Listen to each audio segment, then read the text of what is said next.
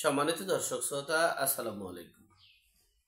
প্রথমে এই গাজার মুসলমানদের উপরে যে বর্বর নির্যাতন নিপীড়ন চালিয়েছে তার তীব্র নিন্দা ও প্রতিবাদ জানায়। কিন্তু দুঃখের বিষয়, এই গাজাবাসীদের পক্ষে মিছিলের নামে দেশে একটা বিশৃঙ্খলা অরাজকতা তৈরি করে দেশটা রীতিমতো যুদ্ধের দিকে ধাবিত করছে সেই তৌহিদি জনতারা, এবং হিতে বিপরীত অর্থাৎ একটা ইস্যুকে কেন্দ্র করে দেশটাকে আবারও বিশৃঙ্খলার দিকে ধাবিত করছে। সে বিষয়ে সংক্ষেপে আপনাদের সাথে শেয়ার করছি।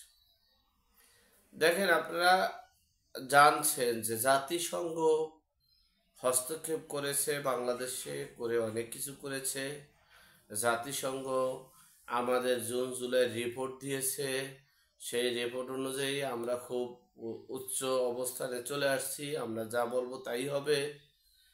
কিন্তু এখানে হস্তক্ষেপ করার দাবি উচিত ছিল যে আমরা জাতিসংঘের এই দূতাবাসের আশেপাশে মিছিল করা। এরপরে এই যে ইসরায়েল যে গাজাবাসীদের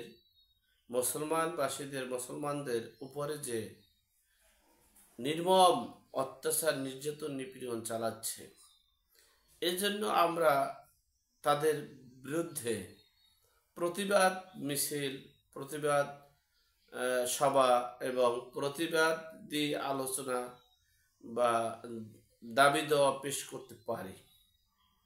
কিন্তু আমরা ডোনাল্ড ট্রাম্প অর্থাৎ মার্কিন যুক্তরাষ্ট্রের নবনির্বাচিত প্রেসিডেন্ট ডোনাল্ড ট্রাম্প, আপনারা সকলেই জানেন যে ডোনাল্ড ট্রাম্পের ইস্যু নিয়ে বাংলাদেশে রীতিমতোই একটা অরাজকতা, একটা তর্ক বিতর্কের মধ্যেই আছে। আমরা কেন এই গাজা ইস্যুকে কেন্দ্র করে আমরা আবার সেই ডোনাল্ড ট্রাম্পের ক্রিয়া প্রতিক্রিয়ার দিকে ধাবিত হচ্ছি? অর্থাৎ এটা হচ্ছে একটা তৌহিদি মব জনতারা, অর্থাৎ সবাই কিন্তু এই ডোনাল্ড ট্রাম্পের মার্কিন যুক্তরাষ্ট্রের দূতাবাস গ্রাউ করেনি, সবাই আসেনি। এই মব তৌহিদি জনতারা এসেছেন, তারা এই ডোনাল্ড ট্রাম্পের বিরুদ্ধে মানহানিকর বক্তব্য, মানহানিকর কথা সবকিছু করেছেন। আমরা ইসরায়েলের বিরুদ্ধে কথা বলবো, আমরা ইসরায়েলের অত্যাচারের বিরুদ্ধে কথা বলবো, আমরা ইসরায়েলের যে অত্যাচার সেটাকে আমরা তীব্র নিন্দা প্রতিবাদ করব।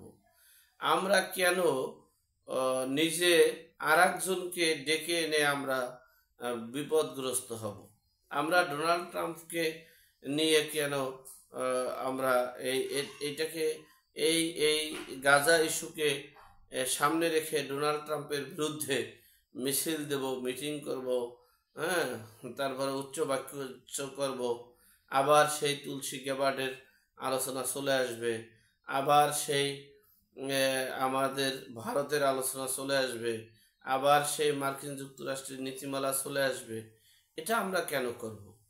আমরা আমাদের মুসলমান ভাইদের উপরে যে নির্যাতন চালাচ্ছে সেই নির্যাতনের প্রতিবাদ করব, আমরা সেই নির্যাতনের বিরুদ্ধে রুখে দাঁড়াবো, আমরা সেই নির্যাতনের বিরুদ্ধে শান্তি শৃঙ্খলভাবে সকলে দল মত নির্বিশেষে ইসলামের পক্ষে, ইসলামের পতাকার পক্ষে, ইসলামের কোরআন ও হাদিস এবং রাসূলের পক্ষে আমরা সকলে কাজ করব। কিন্তু সেই ইস্যুকে পুঁজি করে আমরা ডোনাল্ড ট্রাম্পের সাথে যুদ্ধের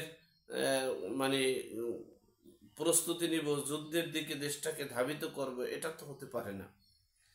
আল্লাহ আমাদের সকলের সঠিক জ্ঞান দান করার তৌফিক দান করুক, আমিন।